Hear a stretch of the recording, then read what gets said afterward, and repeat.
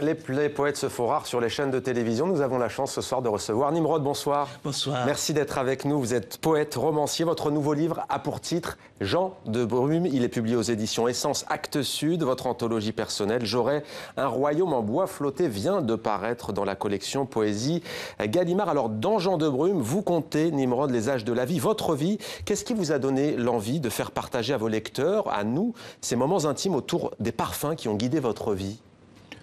Oh, d'abord, c'est une commande. Oui, ça, ce sont ces livres qu'on ne ferait pas comme ça. Et puis, quand on vous commande quelque chose, vous vous demandez d'abord comment le faire, et puis on cherche dans sa vie. Et puis, l'enfance est un superbe réservoir. Et quand on vient d'une tribu de pêcheurs comme moi, qui baignait dans l'odeur de poisson, et puis on avait eu cette chance-là, nous autres, d'être comme dans le jardin d'Éden, quand on se reposait de la pêche, on était des maraîchers. Formidable. Donc mon coffret de santal, je l'avais là à portée de main. Au fond, on a tendance à l'oublier, mais tout instant de nos vies a son odeur, a son parfum. Absolument, absolument. Vous l'avez superbement dit. Il suffit de creuser un peu. Sans doute, l'enjeu, ou du moins le défi, c'est de pouvoir trouver les mots pour le dire. La tâche du poète n'est pas au-delà de la force de quiconque. Le poète est simplement un laborieux.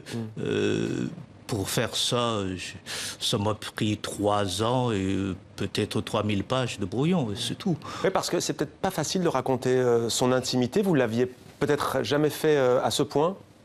Aussi, je l'ai fait ailleurs, dans le départ, l'Or des rivières. Sur l'exil. Oui, mais comme vous avez vu là, ce sont des fragments, ce sont des instantanés.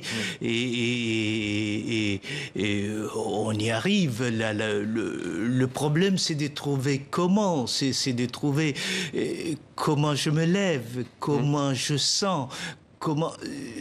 C'est curieux d'ailleurs, comme je le fais, comme je le relate là dans ce petit livre. Comment, ayant passé ma vie dans à la fois un verger et un potager, ayant toute ma vie à Pâques, ayant baigné dans l'odeur des mangues et des manguiers, de leur efflorescence jusqu'aux fruits, je me pose cette question banale. Comment nous n'avons jamais fait de confiture, par exemple? Même le nom confiture, il fallait aller à l'école pour apprendre ça. C'est étrange que la tradition de confiture, on ne l'ait jamais inventée. Ouais.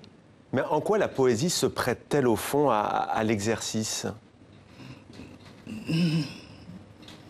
Se prête-t-elle plus que d'autres?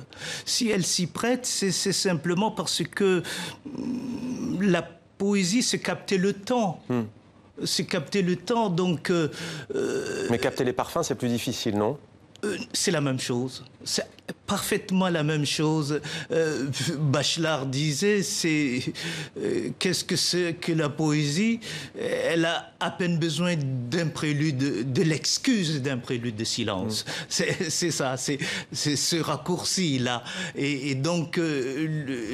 comme l'histoire que je raconte, il y a une petite fille, Odile, elle vient avec un sur son petit poignet, ouais. oui, avec un échantillon de parfum dont je n'ai trouvé d'ailleurs nulle part l'équivalent. Et vous écrivez d'ailleurs à propos d'Odile, Odile est une fée qui brûle du désir de m'emporter, mais je suis trop jeune pour répondre à sa prière, je suis trop sot, aussi se contente-t-elle de me parfumer? Oui, absolument. Et elle fait exhaler ce parfum. D'abord, je sens pas, et puis au moment de... Je bouge, enfin, je sens le parfum, et elle a ce mot, Oui, tu viens de le sentir, mais tu ne le sentiras plus. Et il est aussi question de Déborah. Hein. Vous vous retrouvez seule dans votre maison après avoir divorcé. Déborah m'a fait don de quelque chose, dites-vous. Merci beaucoup, Nimrod, d'être venu sur ce plateau. J'allais vous demander quel est ce don. Eh bien, il faudra lire Jean de Brûme, Essence, Actes Sud. Merci à vous, Nimrod. Merci.